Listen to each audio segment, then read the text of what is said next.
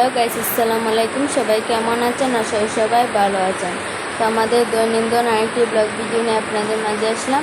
তো আজকে আমরা সারাদিন কী কী কাজ করব অবশ্যই এটা আপনাদের সাথে শেয়ার করব। তো দেখতে ধৈর্য ধরে পুরো ভিডিওটি দেখতে থাকুন, অবশ্যই স্কিপ করবেন না।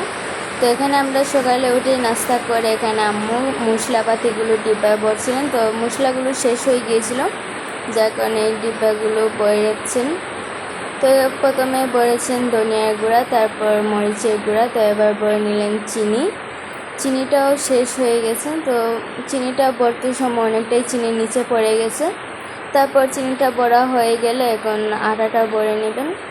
তো আটা ভরার জন্য পুরো প্যাকেটটাই মানে ডিব্বার দিকে এবারে প্রায় অর্ধেকটাই ঢুকিয়েছেন। তো আমি ফার্স্টে ভেবেছিলাম আটাটার জায়গা হবে না, তারপর দেখি না, জায়গা হয়ে আর অনেক জায়গায় বাকি ছিল। তারপর এটা বড় হয়ে গেলে ঢাকনা লাগিয়ে এখানে এগুলোকে জায়গা মতো সেট করে নেবেন। তো জায়গা মতো সেট করা হয়ে গেলে চিনিটা নিয়ে রেখে দিলাম। তারপর এদিকে সকালে চা খাচ্ছি। চা খাওয়া শেষ হয়ে গেলে তারপর এখন রুমটা ঝাড়ু দিলাম। তো ফার্স্টেই চিনিটা যে পড়েছিল চিনিটা আলাদাভাবে ঝাড়ু দিয়ে ফেলে দিয়েছি, কেননা ডাস্টবিনে ফেললে ওটা পিঁপড়ে আসতে পারে আর গড়ে চলে আসবে, যার কারণে ওটা আলাদা করে ফেলে তারপর পুরো রুমটা ঝাড়ু দিয়ে দিলাম। তারপর আমাদের বিছানাটা সকালে উঠে আগে মানে মানে ঠিক করে নিয়েছিলাম। তারপর আর কি বিছানার উপরে যে ডিজাইনগুলো ছিল ওগুলো আর পরিষ্কার করা হয়নি, তাই ভাবলাম ওগুলো পরিষ্কার করে নিই। আর প্রচুর ধুলোবালু জমেছিল। তারপর এগুলো পরিষ্কার করা হয়ে গেলে উপরে যে বোর্ডগুলো আছে তারপরে যে মানে এগুলো সুন্দর করে পরিষ্কার করে নিলাম। তো এগুলো অনেক দিন ধরে পরিষ্কার করা হয়নি, তাই সূর্যকে ভাবলাম পরিষ্কারটা করে নিই। তারপর আমাদের যে ছোট্ট টুলটা আছে ওটাও পরিষ্কার করে নিচ্ছি। তো এখানে আমাদের কিছু পানির বোতল রাখি, যখন আমাদের তৃষ্ণা পায় বা মানে পানি খেতে ইচ্ছা করে, গরমে গলা শুকিয়ে যায়, তখন আমরা পানিটা খাই। তো এটা পরিষ্কার করা হয়ে গেলে এখন ওই ফুলটা পরিষ্কার করলাম। তো ফুলটা কিন্তু দেখতে অনেকটাই সুন্দর লাগে। তো এই ফুলটাকে এখানেই রাখি, যার কারণে এখন ফুলটাকে পরিষ্কার করলাম। ফুলটাকে অনেকদিন ধরে পরিষ্কার করা হয়নি। ফুলটাতে তেমন একটা ময়লা নেই, কিন্তু ফুলটার যে পাতাগুলো আছে না, ওই পাতাগুলোতে একটু বেশি ধুলোবালু জমে গিয়েছিলো। দেন ক্যামেরার সামনে কত স্পষ্টভাবে মানে বালু আর ধুলোবালুগুলো মানে ভাসছে। তো এগুলোকে ভালো করে পরিষ্কার করা হয়ে গেলে এখন আমার যে পড়ার টেবিলটা আছে ওটাকে এখন পরিষ্কার করে নিলাম। তো এটা প্রথমে আশেপাশে থাকা প্রত্যেকটা যতটুকু ফাঁকা ছিল ততটুকু প্রথমে পরিষ্কার করে নিলাম। তারপর এখানে প্রত্যেকটা বই জায়গা মতো সেট করব। তো এগুলো পরিষ্কার করা হয়ে গেলে এখানে দেখেন আমাদের একটা মিক্সার আছে।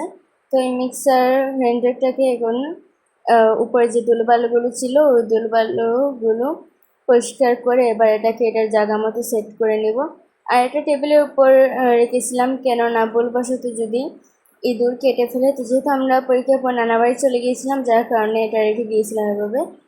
তো এটাকে এটার জায়গা মতো সেট করে তারপর এটার নিচে যে ফাঁকা জায়গাটা ছিল ওই জায়গাটাতে আমি আমার বইগুলো সেট করে নিলাম। তো বইটা সেট করা হয়ে গেলে আমার কলমে জুড়ি এগুলো সব কিছু একসাথে সেট করে নিয়ে নিলাম জায়গা মতো। তারপর এগুলো সেট করার পর দেখেন আর কিছু ফাঁকা জায়গা বেরিয়েছে।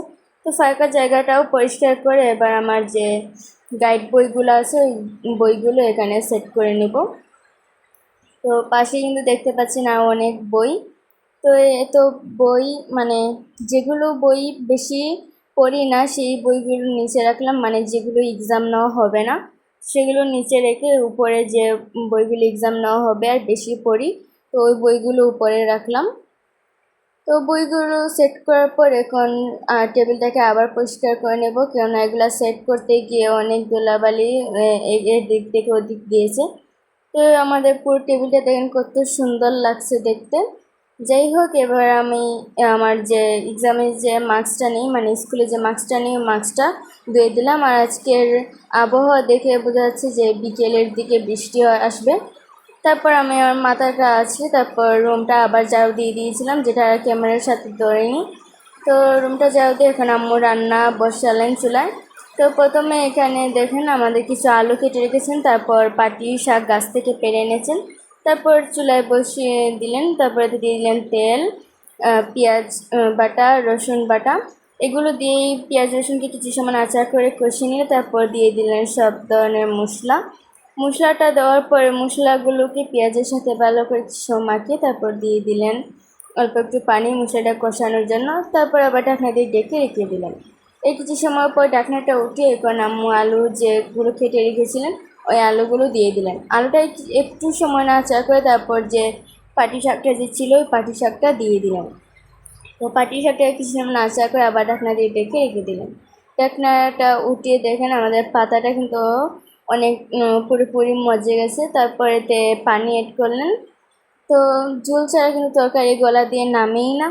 তারপর এদিকে পানিটা অ্যাড করে কিন্তু এখন দিয়ে দিলেন, ঢাকনা দিয়ে ডেকে রেখে দিলেন। তো এখানে কিন্তু আমাদের তরকারিটা প্রায় অনেকটাই হয়ে এসেছে, কিন্তু মানে মাছটা দেওয়া হয়নি। তো এবার আম্মু মাছগুলো দিয়ে দিলেন। মাছটাকে দেওয়ার পর এখন মাছটাকে এই মশলার ঝোলগুলোর সাথে ভালো করে মাখিয়ে তারপর ঢাকনা দিয়ে ডেকে রেখে দিলেন। ঢাকনাকে উঠিয়ে তারপর এতে ধনিয়া পাতা অ্যাড করে নিলেন। তো আজকে আমাদের ভিডিওটি কেমন লেগেছে অবশ্যই কমেন্টে জানাবেন। আল্লাহ হাফেজ।